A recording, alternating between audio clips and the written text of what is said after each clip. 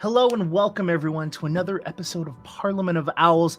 My name is Jake, and today we have a lovely, lovely special episode with Liv.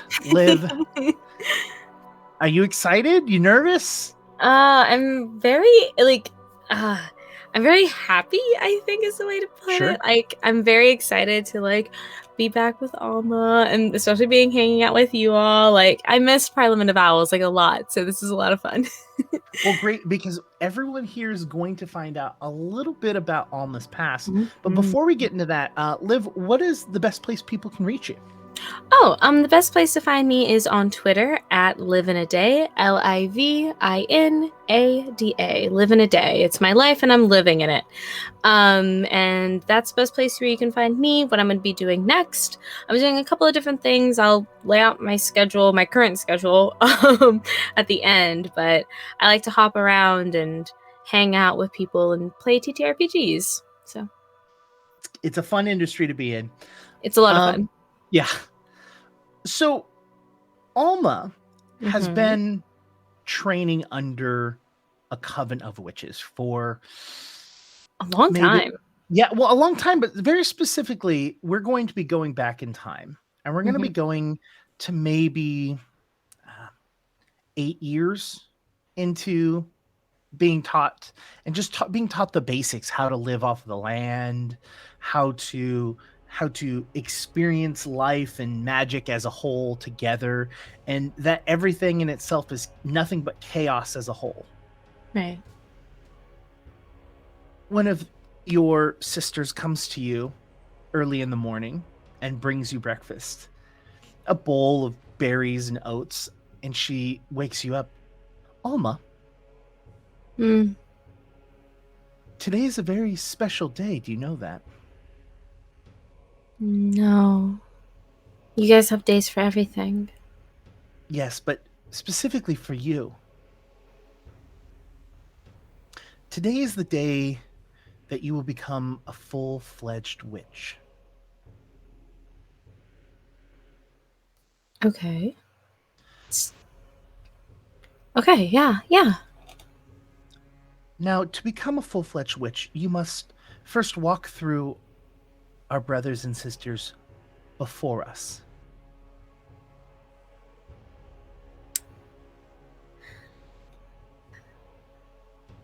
Okay. Eat up, you'll need your strength. And she gets up and walks away. I make a face at the bowl in front of me because this does not seem like enough food for what I'm about to go through. This sounds like a fucking lot. But I do eat every last scrap because that's kind of what it is out here. And try to fuel up as much as I can. As you leave your dwelling, you see that you're out in the bogs, out in the swamps. And you see that there are more of your brothers and sisters there than there are normally. Normally, there's one or two that come in or come by, but there are exactly 12 other witches there with you at the moment. Exactly 12? Exactly 12. Oh, okay. Does 12 have 12 must be a significant number. I feel like that's a very specific number. 12 is not, but you as a 13th is. Oh, okay, there it is. Do I recognize any of them? The coven's very large, but do I recognize any of them? You notice that there is a man that is wearing very nice garb and a woman who is wearing very nice garb. Well, everyone else is kind of more so in their day-to-day clothing, whatever they can forage for or make themselves. While these two seem very, if I were to describe them, they're very almost popey, where it's they're wearing regalia. Yeah. I guess I go up and address them first. That feels like the most proper thing to do. Sure. You see that they are looking through a black book as they are passing through. And as you walk up, the man closes his book, and he's a little bit more of a rounder gentleman. His hat is in the shape of a triangle, with a upside down triangle on it. And he looks at you and goes, "Ah, my sister, how are you doing this fine morning?" Um, okay. Okay is a good start. Let's let's prepare for today. Has anyone told you about what you're about to endeavor? One of our sisters said that I would be traveling through different lives, different like histories. Yes, as much as it is important to keep ourselves together and to look forward into the future, it is also important to find out where we came from, what we've experienced, and who has fallen for us to continue to be. I think we're ready to prepare if you are.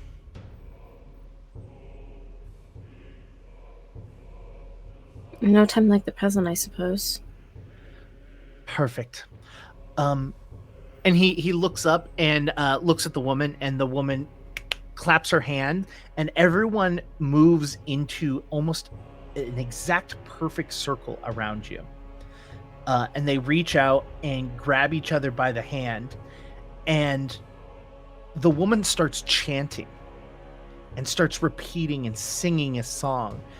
And your sisters look at you, and you can catch the eye of one of them. They go, "Close your eyes, child."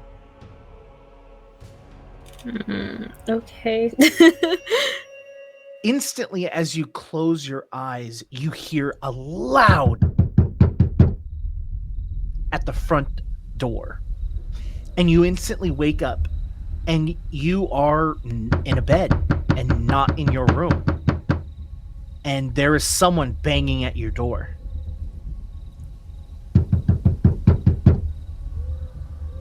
What? Open up!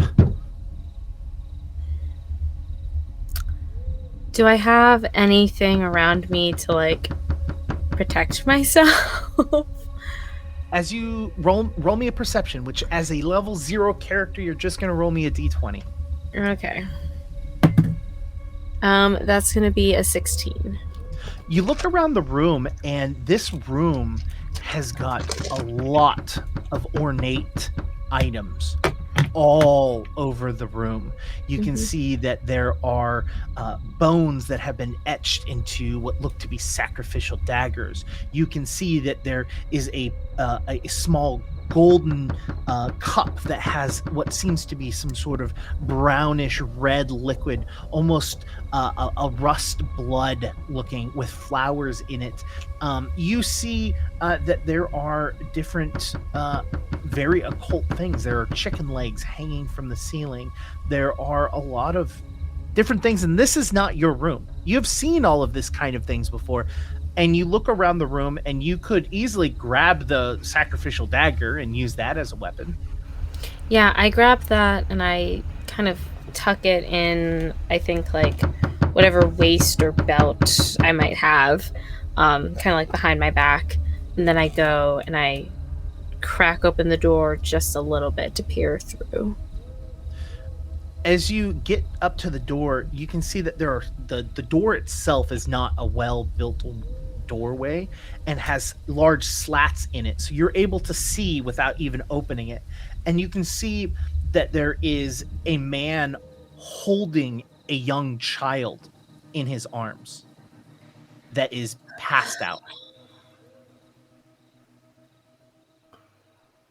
I open the door. What's wrong with the child? He's got a fever. I just need help. What do you have for me? And I like open the door so he can at least bring the child in. He runs in and sets the child down. He goes, I'll give you all that I've earned. I can't not have this child go." And he like reaches into like a pouch and like opens up a satchel that has like a handful of silver and copper in it. It's all yours. You can have it all. This and the next harvest. The whole harvest? And Is as he sees that look in your face, he goes, "Anything. You can have it. It's yours." okay. I go to the child and look the child over to see if there's anything I can do. Um, you, Alma, can't. But as you walk to the child, you instinctually start to touch his head, and you feel the fever, and you reach over. Unbeknownst to you, you're not doing this out of control, but it just feels natural to you. You dip your hand into this red rust blood, and you place a mark upon his head, and you reach over to some herbs, and you crouch it, like crunch it in your hands, and you drop it into a torch. That the room starts to fill with this minty smoke, and you start to perform a healing ritual. And you place your hands on the child, and shortly the child's fever just breaks. And while still asleep, is no longer sweating and is no longer warm to the touch. And he reaches over, and he like almost knocks you out of the way from his excitement, and he grabs his child, and he hugs the child, and just, thank you so much, thank you. And he holds him, and goes, it, as soon as the harvest is done, it's yours. And he picks the child up and starts to walk outside the door. You go over and you close the door, and as you close the door, it's a completely different environment. The door closes, and you're still in your room, but day has turned to night. The room has got a warm glow to it, and you hear the sounds of the banging again at your door. I go up and I peer through the slats of the door. If it's the same, like, shoddily built door. Yeah, no, it's the same place, the exact same Yeah. room. It's just changed time. Different time, And yeah. and outside the door, you see a woman, and she's in tears. What? I heard you could help. Possibly. And I, like, open the door up for her. And she is crying horribly, and not to get into detail, but she goes over and cries to you and laments to you about harassment and abuse that people within the city has given her, and asks, uh to be just like you, to be away from these people. And she looks up at you with tears still welling in her eyes, and says, "Can I please live here?"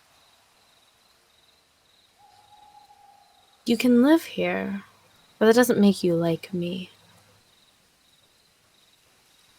If you want to be like me, you have to be willing to do things, worse things than everybody else has accused you of. Well, if I'm already being accused of these things, I, I might as well do them, right? Okay. Our first lesson will be to burn it all to the ground. What do you mean? I'll teach you. We'll work up to it. Okay. But you can stay here with me. Thank you. And she like grabs you, and her face digs into your shoulder as she holds you tight. And as she lets go of you, you're outside. Mm-hmm. You're outside picking flowers and herbs for the next harvest that you're about to perform, or the next spell you're about to perform. And this girl, she's now a year or two older from the last time Mm-hmm. you remember. She is out there also picking and working with you. And she lifts up and she goes, "Ah, I've got the rabbit," as she holds up a dead hare by the ears, and she places it in her basket. And then you hear shouting and screaming. And as you turn your attention towards it, you can see that there is a crowd of people with torches coming down the roadway. I stand up and I kind of wave the girl off towards the, I guess, like the cottage that we live in. I'm just like, go. She looks at you and nods and runs and hides into the building. Mm-hmm. And of this group, the man in the very front is that same man that you helped a few years back. There she is! They shout as they finally see you with their torches burning bright as a star in the night. And they walk over and goes, "Are you ready to pay for your crimes?" Crimes? I thought that I was your saint. I thought I helped you. No, you corrupted my child. You corrupted my harvest. It was because of you. And your thought process goes through as you're starting to remember and recollect the conversation as he proceeded to not pay you anything. Right. As the harvest grew, he cut it and went out and sold it and ate what he could and gave you nothing. And when you went to go talk to him about it, he pushed you off. And it may or may not have upset you. Or you then put a curse on the ground itself. And he hasn't been able to grow ever since. If you weren't going to give me your harvest, if you weren't going to fulfill your end of the deal, why do you think that you should be allowed to prosper? Liars never prosper.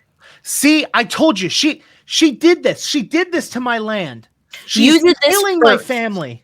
You did this first, and you're lucky I didn't curse your child. You start to notice the crowd like almost circling you.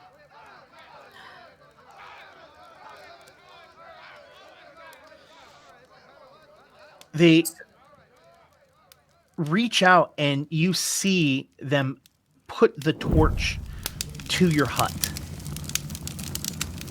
As your hut begins to crackle and start to burn as quickly as dry wicker wood would.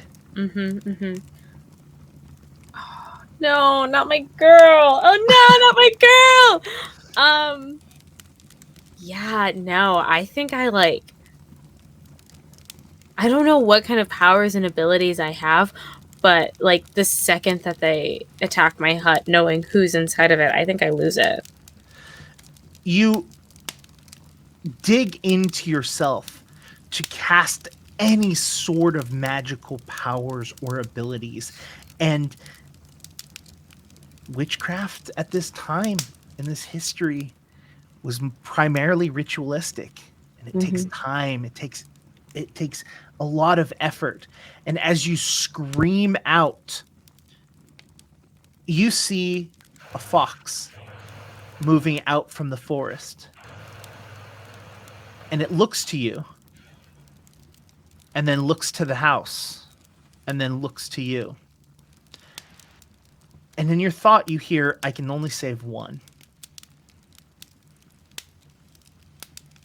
Save the girl.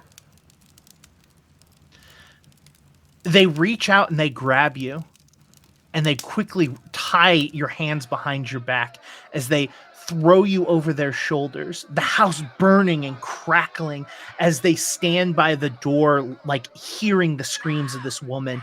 And they see you as you start to move away, and they laugh and chuckle and start to follow you down the road as the roof starts to collapse. It's the last thing that you see before you feel your body being placed upon a stake. Bushes and shrubs all around your feet as they light the fire, and they burn bright as you sit there for an agonizing 8 minutes. What are your final words?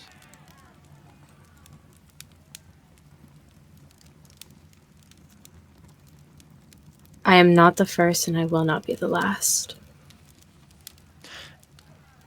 And as you close your eyes, you wake up to an agonizing pain, and you look down at your hands, but they're not yours. And they're not the woman that you just were. Your hands are burnt. And you look around the room.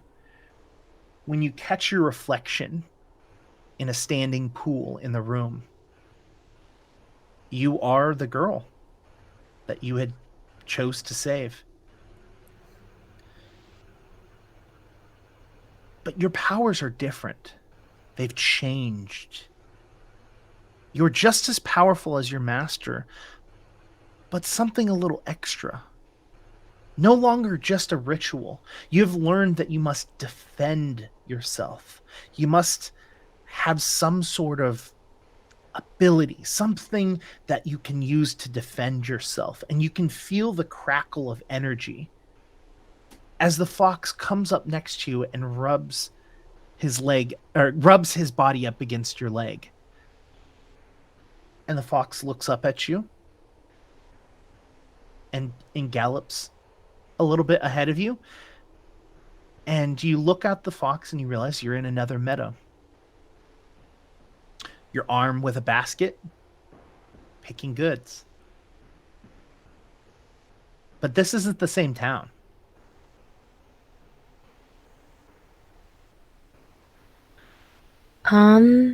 I follow behind the fox and I keep picking goods. The fox has never led me astray before, so wherever it takes me, I trust it. And that is absolutely true. The fox saved your life that day. As they went away and the roof began to collapse and you began to pass out due to inhalation, the fox grabbed your neck, grabbed your collar of your shirt and pulled you from the wreckage. But that day always left a little bit of spite in your soul for revenge against those who had hurt you and hurt your sister. Yeah. This time, you look up and see the sun brightly shining in your eyes. You look back down and you're at a fire. A large cauldron in the center of the fire, and there are now not just you and the fox. There are 3. Each of them with their own animal. Their own pet, one with a snake, one with a bird, and you with your fox. As you all begin to talk and demonstrate your magical powers and build protection, you hear the very familiar sounds of those days. People screaming, torches coming in from every direction.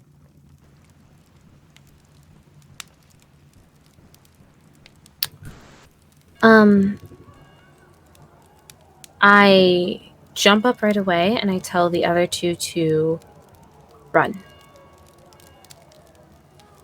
They look at you confused. You told us never to run. Listen, I know. And if you want to stand by my side, you can, but I can't promise that we're going to make it out of here. But I'm not going to hide the way that I did last time. So if you want to stand with me, you can. I think we're stronger together than we are apart, but I also don't want us to be the only ones. And they look up at you and they stand up. They're like, I'm not leaving you. And they look to the crowd and look as a single crossbow arrow shoots from the woods, landing directly in the chest of one of your brothers and sisters, instantly falling down. The rage builds up inside of you. Yeah. Um, yeah, no, I'm not gonna hold back. I think I'm gonna let it out on this whole crowd. How does your power manifest? With a single ability, a single thing, how do you move forward? Well, we're by a fire. Mm-hmm. So, and last time everything burned down around me, so why not do it again? You place your hands in front of you and you lift up as you can feel the fire being controlled by your powers, and you push it into each direction as you fling just balls of fire coming from this fire pit, and you just point as it starts to hit the trees and starts to hit these people that are coming in and attacking. Your remaining protege looks behind you with a dagger and tries to manifest anything out of them to try and defend you, and they can't think of it, and so they begin to draw a protection circle around you on the floor as you continue to fling fire and shoot things out from you. You can see them slowly being picked off one by one as they begin to move in, overwhelming you. More of them continue to come in. It's not much longer that you have. Why don't you roll me a d20 and just tell me what you get? This is going to be a manifest of your power. I got a natural one. It like bounced, and I was like, ah, fuck. You look down and you try to give yourself one last push of everything that you've got to try and keep the two of you alive. And as you do that, you push your energy out, and the fire in front of you flickers and dies as you look down at the remaining child that's there, and you notice that it's not a protection circle. And the two of you fall through the earth. Wait, what? Okay. Yeah, you're standing there, and Yeah. as they finally put the last loop into the circle, the two of you just fall. Yeah. And it feels like you're falling for minutes until you land into a giant pool of water. And you look down, and you've got 2 or 3 arrows in you.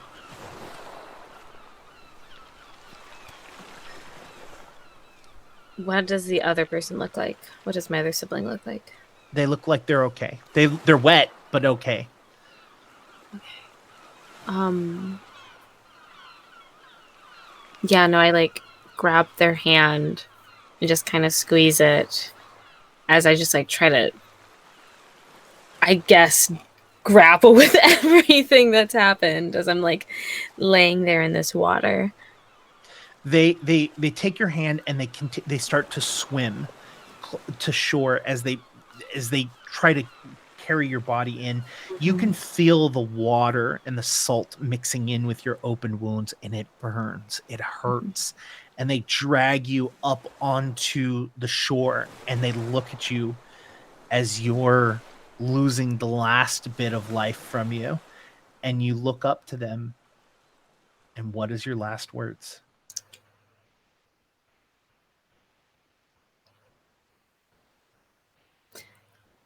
Never forget what they do to us. Never forget the pain and the hurt that they thrust upon us for no reason. And as you blink your eyes closed and open and you look up at them, you blink again, and as you open, you're looking down as you pass away. Yeah. Holy. Tears well up in your eyes as you have lost your only family. Mm-hmm. And you sit into the sand, and your hands dig into the sand. You have no control but just to grab the sand in frustration.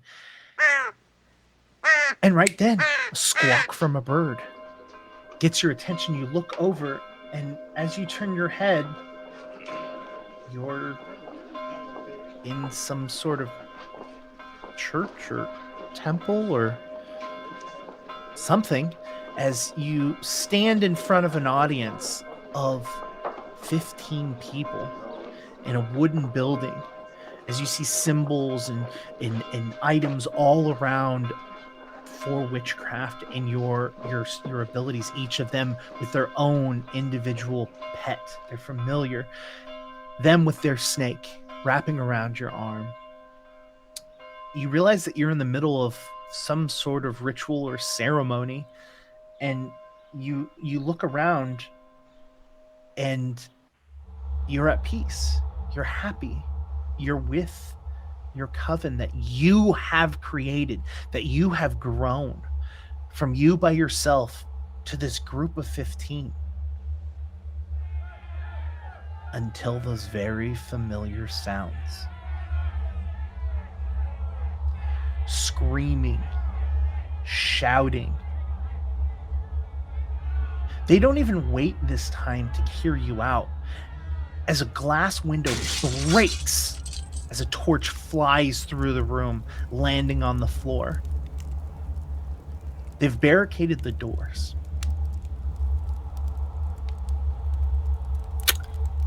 I motion to some others who I've taught symbols and transportation and protection sigils, and I yell at them to start making those symbols, to just follow their training as I gather the younger students into the center, because they can't protect themselves, and I'm just trying to sort of orchestrate everything. Roll me a d20. Let's see how well you do.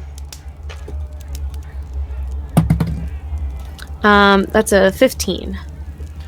You get the information across. You've taught them well over the years, and they, even though the flames are starting to lick at their skin, they start to draw the symbols on the walls and on the floors of protection against fire. Some of them are working on portals to get you out, or as many as they possibly can get out, as the windows shatter, as more arrows start to shoot through.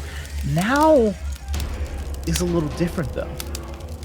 Now not only are arrows and torches being thrown, but there's magic being used against you. Not your own, but you see divine spears flying through, as you have learned clerics and other religious aspects of the world have also looked very negatively against the witches.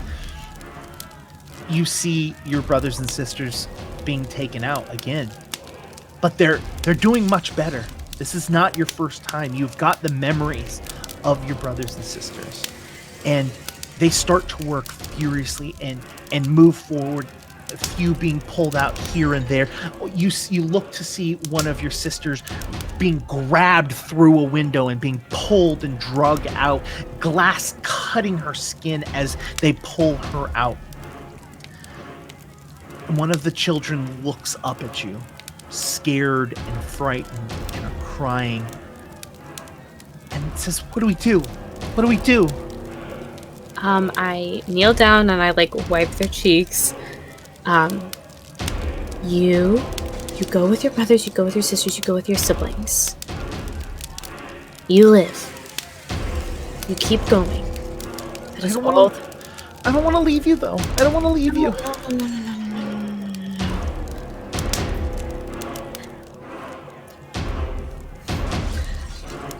When the stars fade at night, do they really leave us? No. Will I really leave you? No. So you go, okay? Okay. As you say that, you see a portal being opened slowly, as two of them are holding up with as much energy as they possibly can to keep it open. As something surrounds the building, it feels that not only is fire in here, but something is crushing everything. Yeah. A power or something, and they're using everything that they can. And they look at you and go, "What's next? Who's going?" I push that child, and I tell them all to go because I'm going after my sister who was drugged through the window. Okay, and as you start to go out, you start to go that way. The two look at you and they go, "We can't hold this." It's fine. Go. Just go.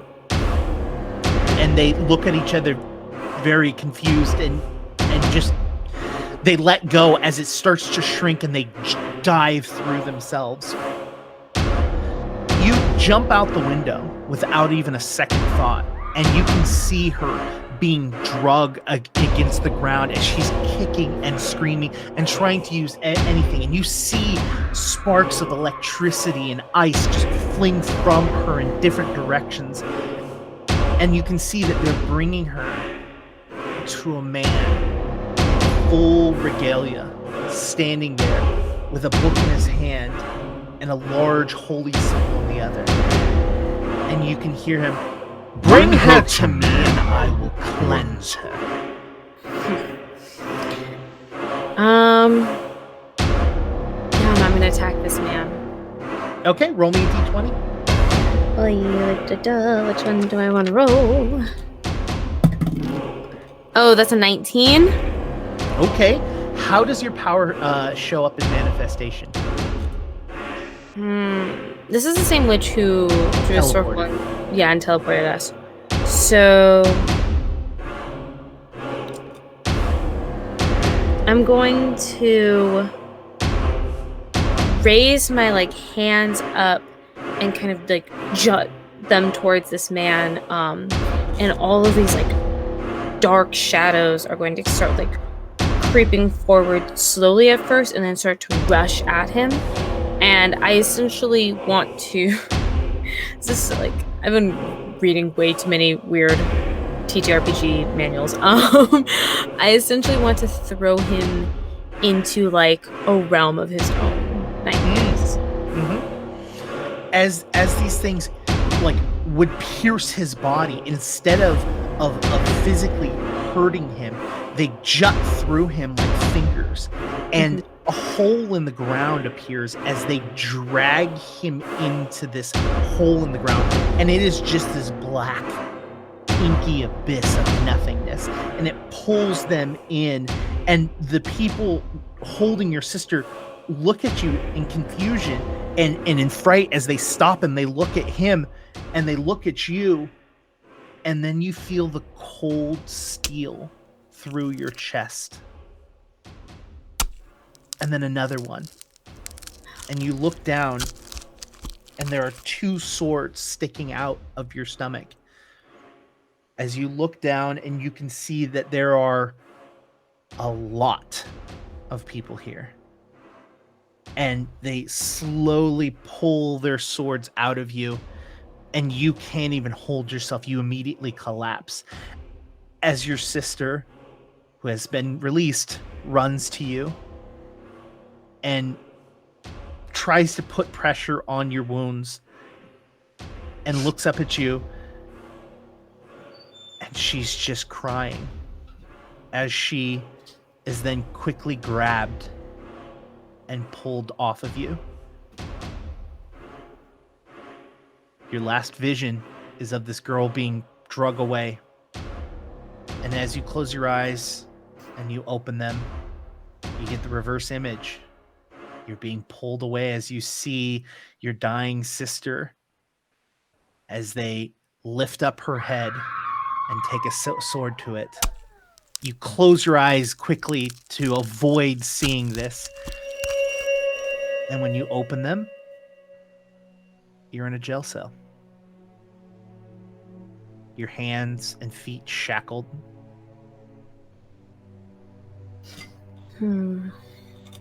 What kind of floor is in the jail cell? Hay. It's a stone floor with hay on it. Okay.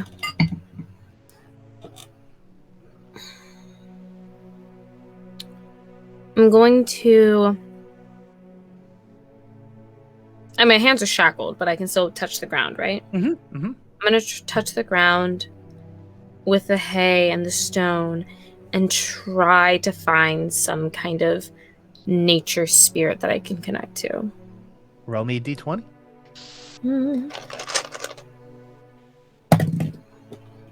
Oh, it's a 5.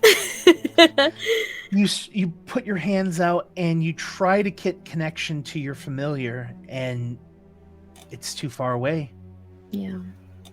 And the stone floor is unnatural stone, and the hay is cut hay, so you've got literally no connection to Mother Earth whatsoever. Yeah. You Damn. hear a rattling on the post. So you about ready to see your last day, huh?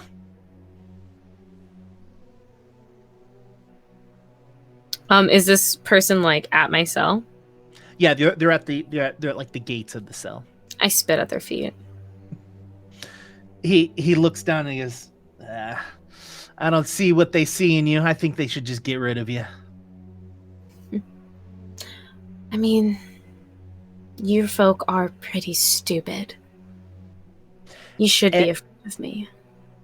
And he's like, whatever. And as he's like in the middle of his sentence, you hear the door of the jail facility open, and he like quickly like gets into position and stands up straight. As a woman in a long, flowy gold and black dress with speckles of stars along it, walks in as she's holding it's not a weapon. I can't remember the terminology, but it's basically a sign of royalty. It's like almost like a scepter. wand. A scepter. Yes, thank you. Mm-hmm. As she walks in with the scepter, and she goes, "Is this the one you captured?" And he's like, "Yes, ma'am." Huh. Well, go. Let her go. Let her go? Yes, she's going to be working for me. Are you... And the guard standing right behind her goes, "Are you really about to ask her if she's sure?" No. And he like quickly grabs his keys and turns the key and opens the door and walks over to your feet and undoes your feet while looking up at you, and then undoes the clasps of your hands and pulls the shackles off and sets them down, and then stands up and leans against the wall. Do I know who this is? Do I recognize this woman? You don't. Okay. Well, you know what? Roll me a 20. Roll me a 20. Whoa, which 20 am I gonna roll? I have so many. Damn, that's another 5. Is she 5th in line? Because that's really funny if she is. I think she's number 4, but anyway. You try to think about it, and as you're thinking about it, you start to disconnect slightly from this character and Alma, and you think Alma might know, but you're quickly kind of pushed back into this reality, and you're confused of who's Alma and who's this person. Mm-hmm. And she looks at you and goes, "Well, child, get up." I stand up, I look at everybody extremely confused, and I walk over. And she looks at the rest of them. "Well, give her what I told you." And one of the guards walks over and hands you clothes.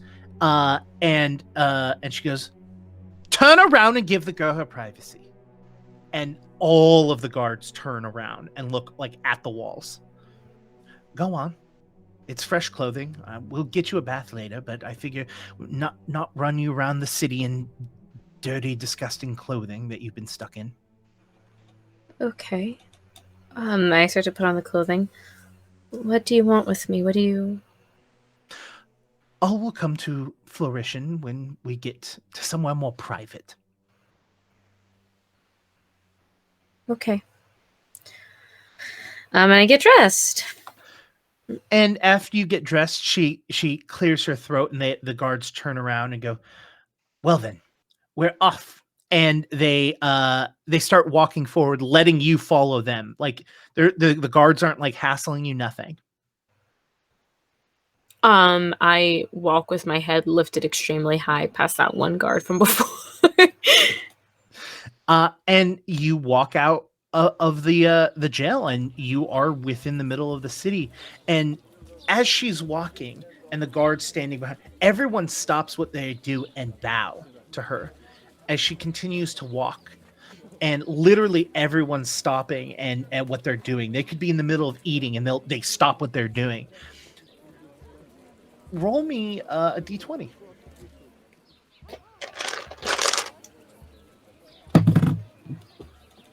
Damn, that's a 2. This girl can't roll. Mm-mm. She's the weakest of the link. As you continue to walk, you notice that there is... Actually, you rolled a 2. You don't notice anything. I don't see shit, bro. As you're starting to walk, the royalty woman stops and turns and looks at you and goes, "We have to run." And all the three of them start to run. Okay, we're running, we're going, we're leaving, we're out. You start to sprint, and as you sprint and they turn a corner, you look down the street and you see the same queen-looking woman and 2 guards. The same 2 guards walking in the opposite direction. And it instantly clicks in your head that this is magic, that they're getting you out because of this. And as you look back at the 2 of them, you notice that it is three people that aren't guards and that they aren't a queen.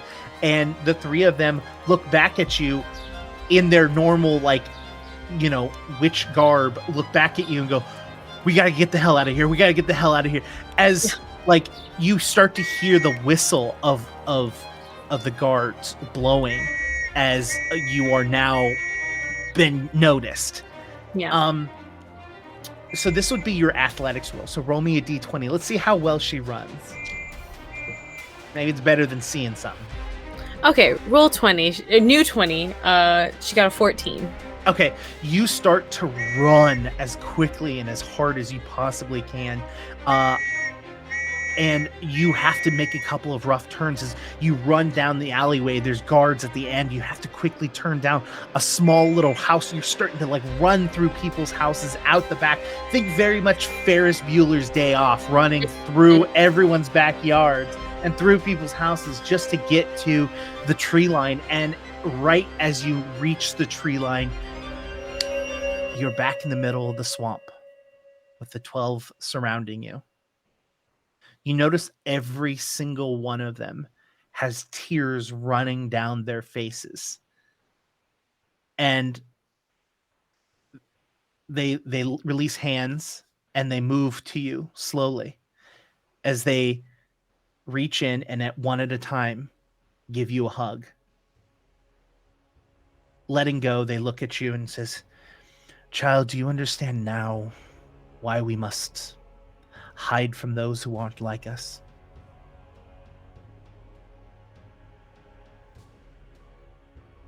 Partially.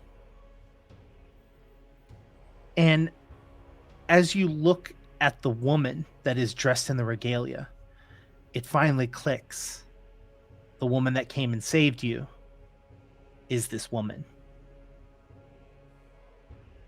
And then you look to one of your other sisters and you see that she's covered in burns.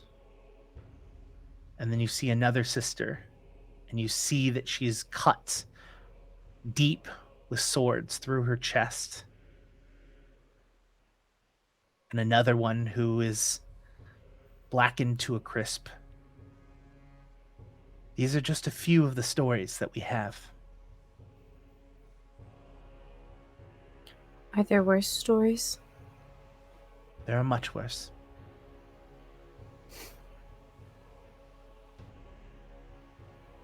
Then I will hide. For now. And I will learn and I will study, but I will not let them get away with this. as we want. We need you to get strong so that we may reenact our revenge. Understand that you may not be told everything, but everything is done for this reason. I understand. And they let go of you and they walk backwards, and the visions of your sisters start to dissipate, only leaving the ones that you live with, the man and the woman in the regalia. And they look at you and go, "Child, I must say you're quite strong." Okay. Most of the sisters, their first time experiences this, can only go through one, maybe two of our sisters' stories. You could have made it through many more, but we just didn't feel like it was necessary. No, I get the point. And they nod to your sisters and they walk away. "I think our job is done. We'll see you another time." And he starts to walk away and he goes, "Oh, I almost forgot." And he opens up his pocket and he reaches into his pocket and he hands you a small creature with very large eyes. "This has been waiting for you." And he hands it over to you. "What do you name it?" Castor. "Good name. Strong name." And he starts to turn around and walk away, and you see black wings start to extend from his back, and you see him move forward and move to being on all fours as he turns into a black dragon. No way! Okay. And the woman next to him hops up and jumps onto his back as the two of them fly off into the moonlight. And that is where we're going to end today. No way! Oh God. Okay. Wow. Okay. All right. Okay. End of the episode. Did you have fun? Was that fun? I did. Ah, man, that helped a lot because I knew that Alma was angry. I knew that from the start. I knew that Alma was an angry person, like quietly angry. So now it's nice to know. I had my ideas of where it came from, and now I'm glad to know that like they have been yes-anded. You know what I mean? Like you and I kind of had an idea of like, oh, Mhm. witches probably not all that treated well. And yeah, just compounded on that. So I'm so excited. I'm glad you had a good time. Why don't you let people know a little bit more about Live and some of the projects that you're working on, and then we'll say goodbye. Yeah. So yeah, my name's Liv. You can find me on Twitter at liveinaday. I do a couple of different things, primarily jump around from stream to stream. So on Mondays, I do Total Party Chills Under the Table, where we play through multiple indie TTRPG games. On Tuesdays, I'm over on Rule of Lore at In Too Deep, which is an all LGBTQIA plus queer D&D campaign where we are being gay, doing heists, playing Waterdeep Dragon Heist. Gosh, wrapping up really soon. It's probably over by the time, but you can check it out on Weave the Tales YouTube, where I'm playing Black Void, where we are exploring the depths of space in a sort of low-tech Call of Cthulhu, mess with your mind type of vibe. I'm here on, it's a lot of fun. I'm here on Parliament of Owls, hanging out with Jake and all of our friends.